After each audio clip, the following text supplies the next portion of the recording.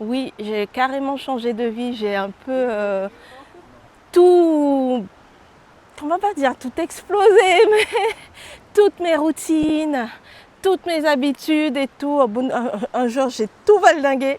J'ai dit non, j'en ai marre. Et je vais vous raconter un peu le déclic, comment ça s'est passé.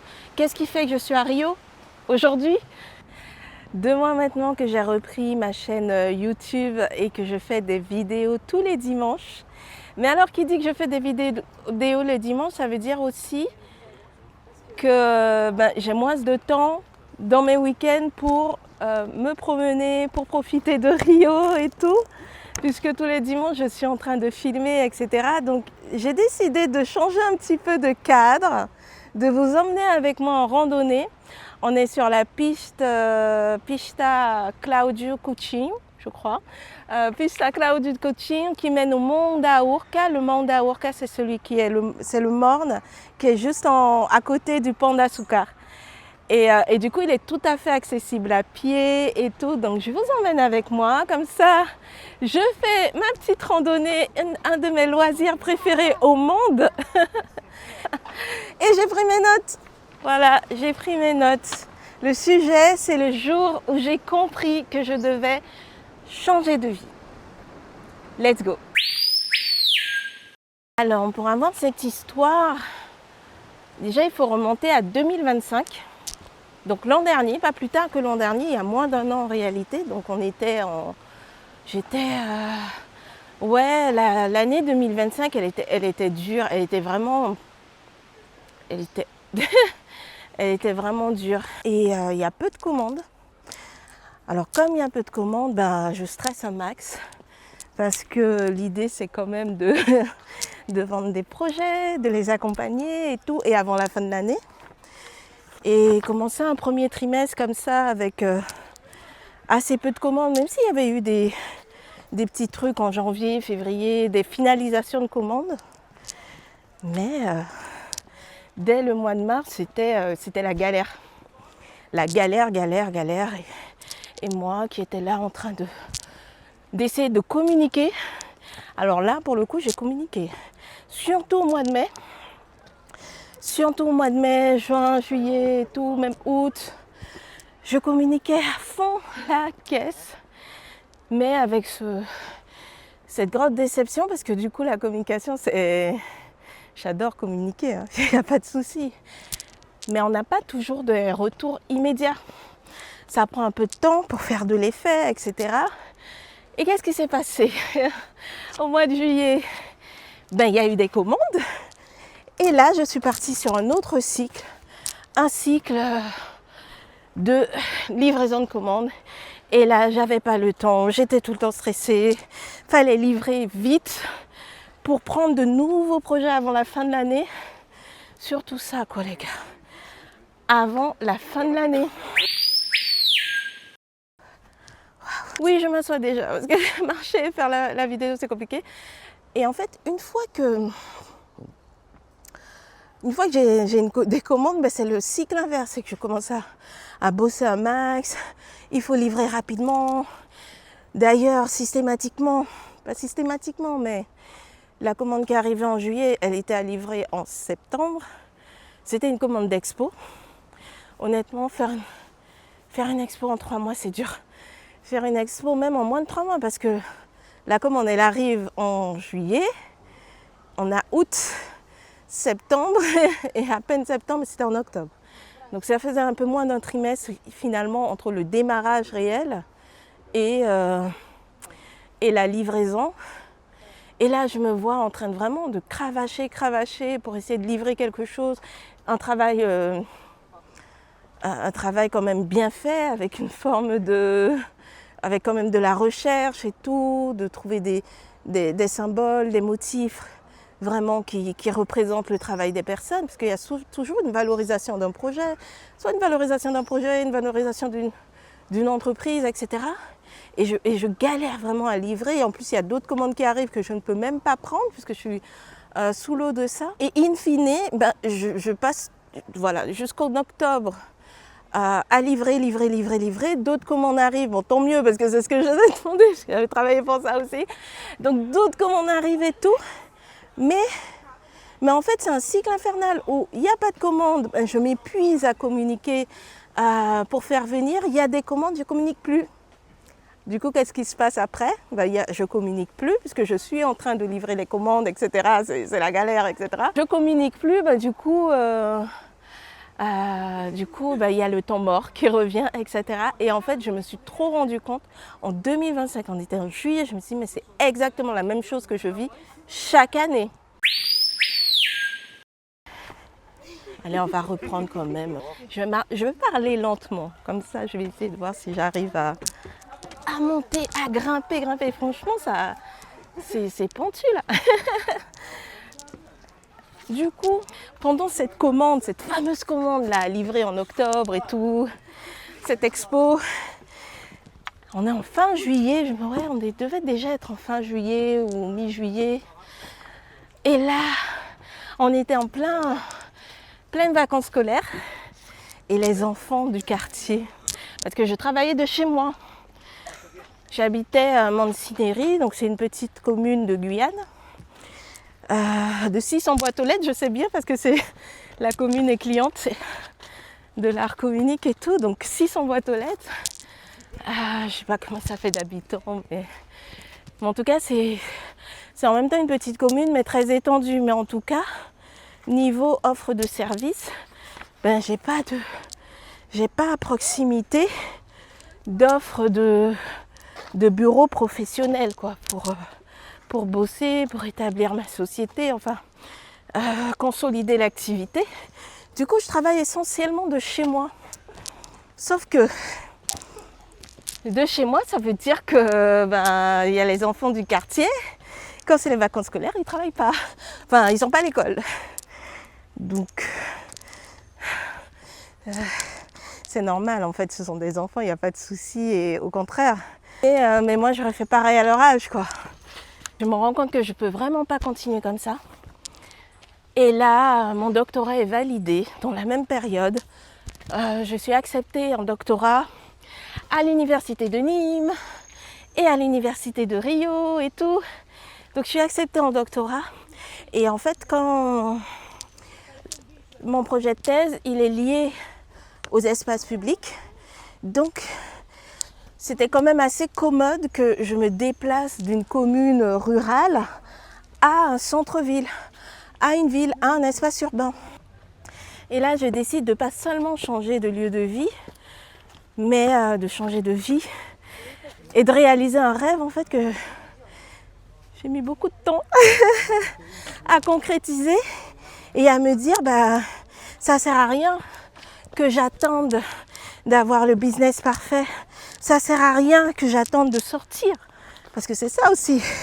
Je me disais un jour le business va bien fonctionner et tout, j'aurai plus ce genre de trucs une fois que j'aurai la notoriété, une fois que, mais en fait ça faisait 10 ans en fait que j'évoluais avec cette entreprise là, et je me suis dit en fait si moi-même j'apporte pas des transformations, ces transformations elles vont jamais venir. Et donc du coup j'ai décidé de réaliser ce rêve de m'installer au Brésil que j'avais depuis longtemps en fait, très longtemps. Du coup juillet, j'envoie mon préavis pour quitter l'appartement. C'était en juillet, non, du coup juillet je décide, août j'envoie mon préavis pour quitter l'appartement. Novembre, je quitte l'appartement, je rends les clés de l'appartement, etc. Et novembre, je pars au Brésil, je vais chercher un appartement à acheter et je reviens du coup en mars pour m'installer une première fois à Rio. Et ce qui me marque en fait depuis que je suis arrivée là à Rio, on était en mars, c'est la facilité. La facilité même au niveau de ma recherche, au niveau des opportunités, des offres de services. Il y a des enfants qui passent, ils sont trop mignons. Bom dia, bom Bom dia. dia! Que bom que você está fazendo. Bom dia! C'est vraiment la facilité, même de trouver le bureau. J'ai trouvé plusieurs choix de bureaux possibles, donc avoir des vraies conditions de travail. Je ne dis pas que c'est pas possible en Guyane en général. Alors bien sûr, grosse nuance, hein, c'est pas forcément rose tout le temps, c'est pas forcément. Franchement, il y a beaucoup de disparités sociales, il y a de la précarité, surtout au centre de Rio, enfin au centre en périphérie aussi, mais dans le centre on le voit bien autour de l'école. Parce que l'école de design, l'école supérieure de design industriel dans laquelle je fais mon doctorat, est située au centre et donc du coup vraiment c'est pas évident. Mais globalement, je trouve qu'il y a une solidarité, même avec les étudiants et tout, qui sont avec moi pour le projet, qui m'accueillent à grands ouverts, à bras grands ouverts, etc. Et même les autres personnes de l'école et tout, et même autour en fait. De manière générale, ce sont les possibilités en fait, des possibilités que je ne voyais pas forcément avant dans les autres cas, des autres environnements que j'avais de vie. Et même là, par exemple, c'était mercredi de la semaine dernière, je suis allée faire le Corco Fado en pleine semaine, genre comme ça, un mercredi et tout. J'avais profité que ma cousine était là en visite et tout. Mais en pleine semaine, je me suis dit, mais grave, en fait, je peux très bien me réveiller et puis aller voir l'une des 7 merveilles du monde. C'est juste à côté. Des possibilités, mais je crois que au-delà de ça, il y a une vraie transformation. Honnêtement, il y a 6 mois auparavant, je ne pense pas que j'aurais été sur YouTube. Voilà, je ne pense pas que j'aurais repris avec cette énergie-là ce projet qui compte pour moi. Et il y a 6 mois auparavant, en fait, il y a plein de choses que je ne suis pas sûre que j'aurais faites avec autant de facilité que je fais aujourd'hui. Pourquoi ? Parce que j'aurais été dans l'urgence, j'aurais essayé de répondre à un besoin d'un client, etc. J'aurais essayé de me dire non, il faut livrer absolument parce qu'il faut faire plus de commandes et puis il faut prendre de nouvelles. Et puis j'aurais été un peu dans ce même cycle-là où je ne me réalisais pas vraiment ou pas autant que je le voulais. Il ne faut pas que je crache sur la soupe aussi, j'ai fait beaucoup de choses ces dernières années, malgré ce contexte, mais toujours un peu en mode charrette et toujours à m'épuiser pour réaliser mes projets.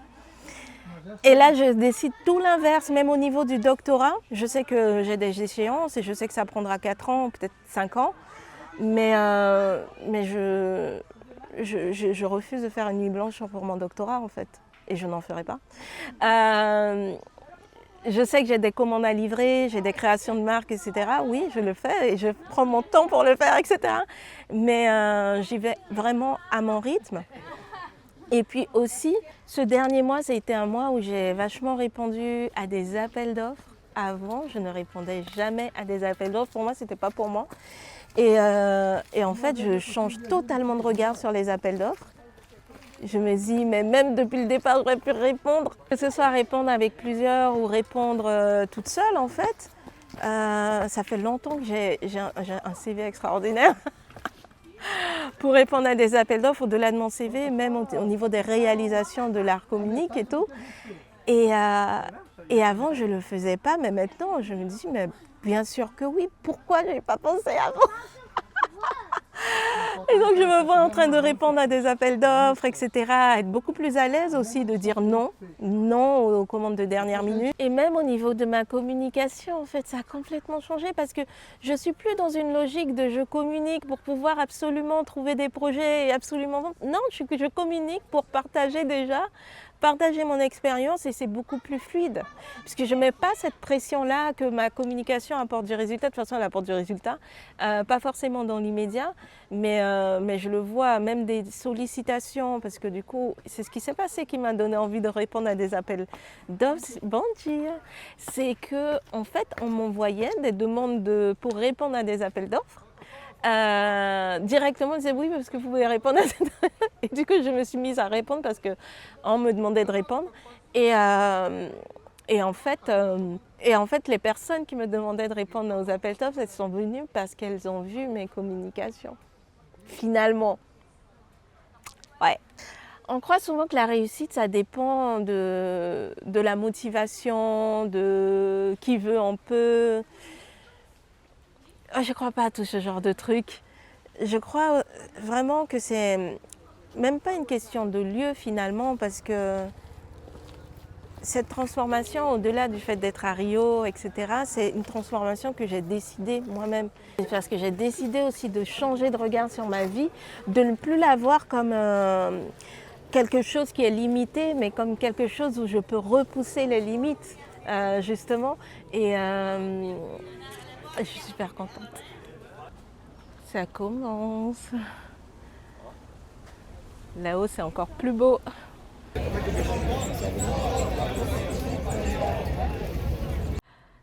Allez, je vous propose de se quitter sur cette photo en mode carte postale. Mais dites-vous bien que si l'an dernier, vous m'aviez dit que je serais en train de filmer une vidéo pour YouTube, en train de grimper un morne, le morne face au pont d'Yasouk, je ne vous aurais pas cru. Abonnez-vous, mettez un like et je vous dis à bientôt.